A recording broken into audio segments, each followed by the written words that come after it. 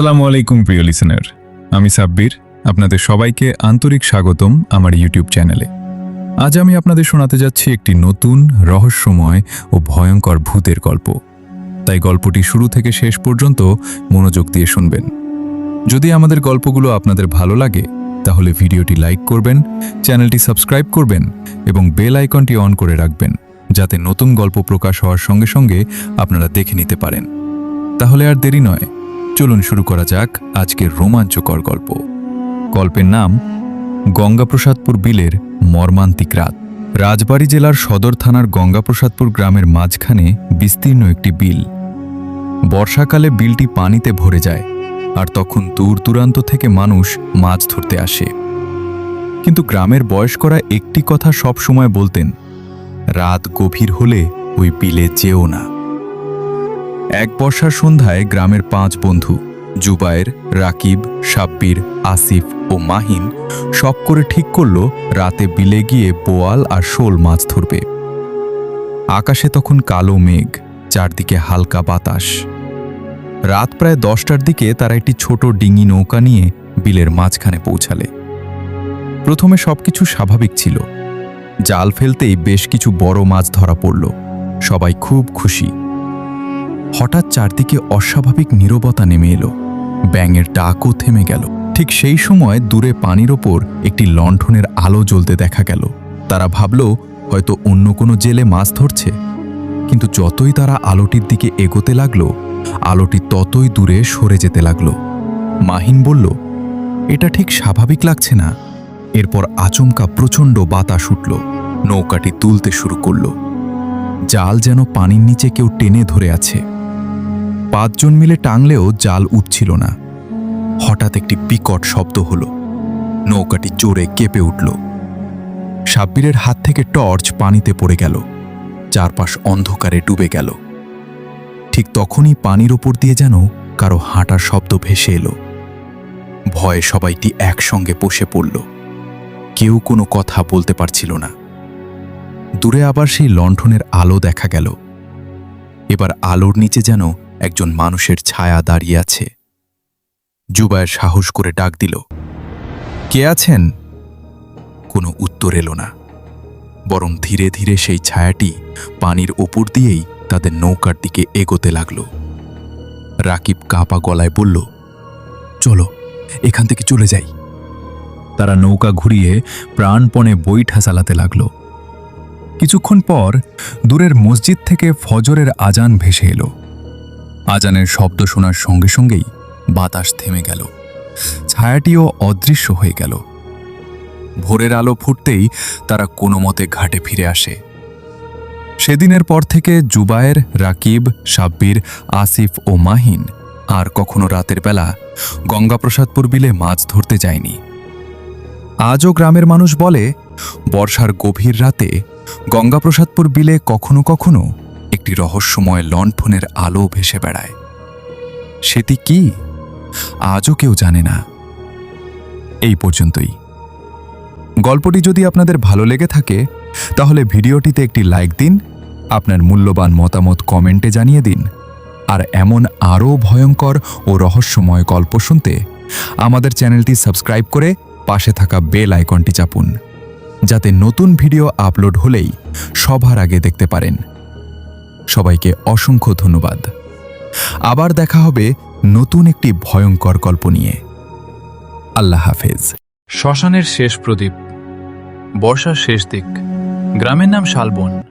গ্রামের এক পাশে ঘন বাঁশঝাড় আর অন্য পাশে বহু বছরের পুরনো শ্মশান। দিনের বেলাতেও সেখানে কেউ যায় না।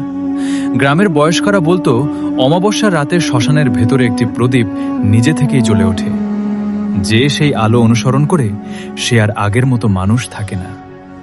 এই গ্রামের 2 বন্ধু রফিক আর মিলন, দুজনেই সাহসী, কিন্তু ভূতের গল্প শুনতে খুব ভালোবাসে।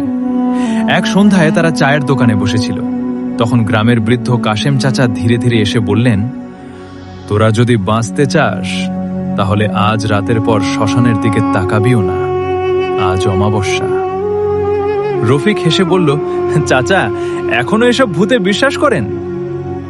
কাশেম চাচা কোনো উত্তর দিলেন না, শুধু বললেন, আজ রাত 12টার পর যদি প্রদীপ জ্বলে ওঠে, কেউ যেন তার পেছনে না যায়। রাতে মিলন রফিকের বাড়িতে এলো। দুজনের কৌতূহল আর ধরে না। তারা সিদ্ধান্ত নিল আজই সত্যিটা জানা হবে। হাতে একটি টর্চ নিয়ে তারা নিঃশব্দে শ্মশানের পথে হাঁটতে লাগল। চারদিকে ঝিঝি পোকার ডাক, বাতাসে পোড়া কাঠের গন্ধ। দূরে পুরনো বটগাছটা অন্ধকারে বিশাল ছায়ার মতো দাঁড়িয়ে আছে। হঠাৎ শ্মশানের মাঝখানে একটি ছোট্ট হলুদ প্রদীপ নিজে থেকেই জ্বলে উঠল।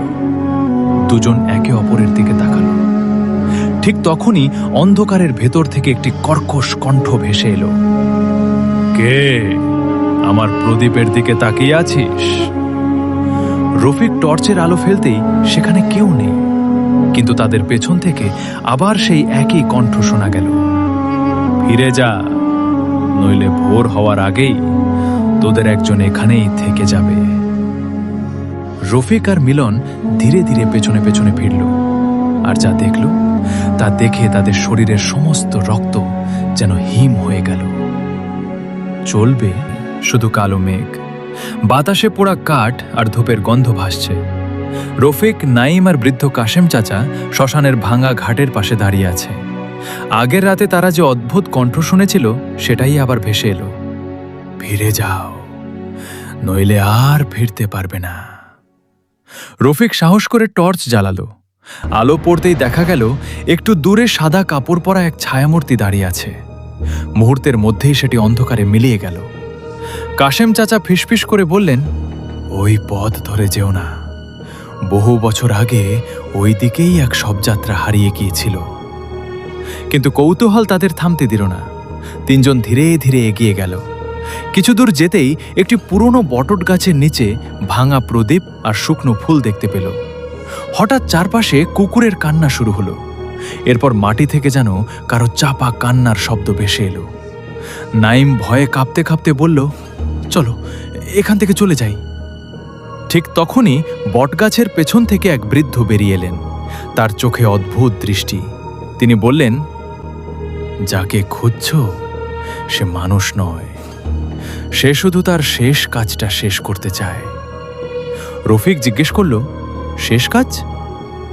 বৃদ্ধ ধীরে ধীরে একটি পুরনো কাপড়ে মোড়ানো বাক্স তাদের হাতে দিলেন। এটা নদীর ওপারের পুরনো মন্দিরে পৌঁছে দাও, তাহলে এই শ্মশানের অশান্তি শেষ হবে। তিনজন একে অপরের দিকে তাকালো। তারা জানত সামনে আরও বড় রহস্য অপেক্ষা করছে। ঠিক সেই সময় বাক্সের ভেতর থেকে টক টক টক শব্দ শোনা গেল। তারা ধীরে ধীরে বাক্সের দিকে তাকালো। চলবে। হ্যালো ভিউয়ার্স, আসসালামু আলাইকুম। আশা করি আপনারা ভালো আছেন। আমি ও আল্লাহ পাকের ভরসায় ভালো আছি। আজকে একটা নতুন গল্প নিয়ে হাজির হলাম আপনাদের মাঝে। আমি সাবিবর। তাহলে আর দেরি না করে চলে যায় গল্পে। গল্পের নাম মেঠো পথের শেষ বাঁশি। রাত তখন প্রায় 10:30। আকাশে চাঁদ নেই, কালো মেঘে ঢাকা চারদিক। দূরে দূরে বিদ্যুতের ঝলকানি আর মাঝে মাঝে শিয়ালের ডাক। বাংলাদেশের একটি ছোট্ট গ্রামের নাম শালবন। এই গ্রামের মানুষ রাতে পশ্চিমের মেঠো পথে কখনো হাঁটে না, কারণ গ্রামের সবাই জানে মাঝরাতে সেখানে একটি বাঁশির শব্দ শোনা যায়। আর যে সেই বাঁশির ডাক অনুসরণ করে সে আগের মতো আর ফিরে আসে না। আজকের গল্প সেই অভিশপ্ত মেঠো পথকে নিয়ে। রাকিব পাশের গ্রাম থেকে কাজ শেষ করে ফিরছিল। লোকজন তাকে বলেছিল, আজ ওই রাস্তা দিয়ে যাস না। রাকিব হেসে বলল, ভূত বলে কিছু নেই। সে একাই মেঠো পথে হাঁটা শুরু করল। চারদিকে শুধু ঝিঝি পোকার ডাক, কাদামাখা সরু রাস্তা, দুই পাশে ধান ক্ষেত, হাওয়ায় কাঁচা মাটির গন্ধ। হঠাৎ একটি বাঁশির শব্দ। রাকিব থেমে গেল। সে চারদিকে তাকালো, কেউ নেই। আবার হাঁটতে শুরু করতেই এবার শব্দটা আরো কাছে। রাকিবের বুক ধড়ফড় করতে লাগলো। রাস্তার কাদায় সে দেখতে পেল পায়ের ছাপ, কিন্তু ছাপগুলো ছিল উল্টো, যেন কেউ সামনে হাঁটলেও পায়ের আঙুল পেছনের দিকে। রাকিব বুঝতে পারল না। সে দ্রুত হাঁটতে লাগলো, কিন্তু যত হাঁটে ততই সেই উল্টো ছাপ সামনে দেখা যায়।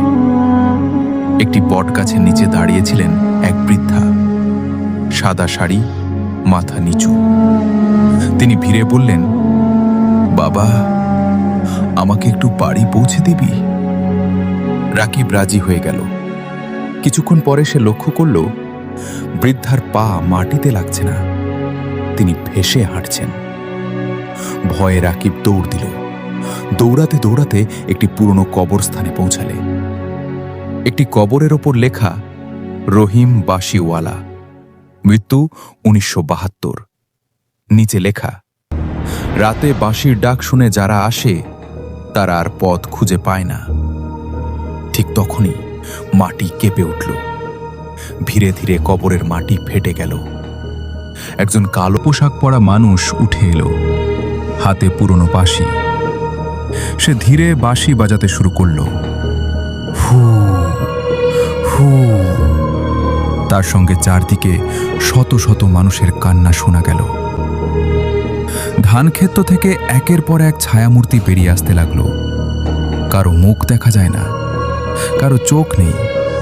তারা সবাই ধীরে ধীরে রাকিবের দিকে এগিয়ে আসছে। রাকিব প্রাণপণে দৌড় দিল। দৌড়াতে দৌড়াতে সে হঠাৎ পড়ে অজ্ঞান হয়ে গেল। পরদিন সকালে গ্রামের মানুষ তাকে রাস্তার পাশে অচেতন অবস্থায় খুঁজে পেল। জ্ঞান ফেরার পর সে শুধু একটি কথাই বলল, ওই পথে কখনো যেও না। এরপর থেকে রাকিব আর কোনোদিন রাতে বাড়ির বাইরে বের হয়নি। আজও বর্ষার অন্ধকার রাতে যদি কেউ সেই মেঠো পথ দিয়ে যায়, দূর থেকে একটি করুণ বাঁশির শব্দ ভেসে আসে। গ্রামের মানুষ বলে, ওটা কোনো মানুষের বাঁশি নয়, ওটা সেই বাঁশিওয়ালার ডাক, যে আজও নতুন কাউকে নিজের সঙ্গে নিয়ে যেতে চায়। যদি কোনোদিন গভীর রাতে নির্জন মেঠো পথে হাঁটতে হাঁটতে হঠাৎ বাঁশির শব্দ শুনতে পাও, তাহলে কখনো পেছনে ফিরে তাকিও না, কারণ হয়তো তখন কেউ তোমার একেবারে পেছনেই দাঁড়িয়ে আছে। আজকের গল্প এই পর্যন্তই। গল্পটি যদি আপনাদের ভালো লেগে থাকে তাহলে ভিডিওটিতে একটি লাইক দিন, আপনার মূল্যবান মতামত কমেন্টে জানিয়ে দিন। আর এমন আরও ভয়ঙ্কর ও রহস্যময় গল্প শুনতে আমাদের চ্যানেলটি সাবস্ক্রাইব করে পাশে থাকা বেল আইকনটি চাপুন, যাতে নতুন ভিডিও আপলোড হলেই সবার আগে দেখতে পারেন। সবাইকে অসংখ্য ধন্যবাদ। আবার দেখা হবে নতুন একটি ভয়ঙ্কর গল্প নিয়ে। আল্লাহ হাফেজ।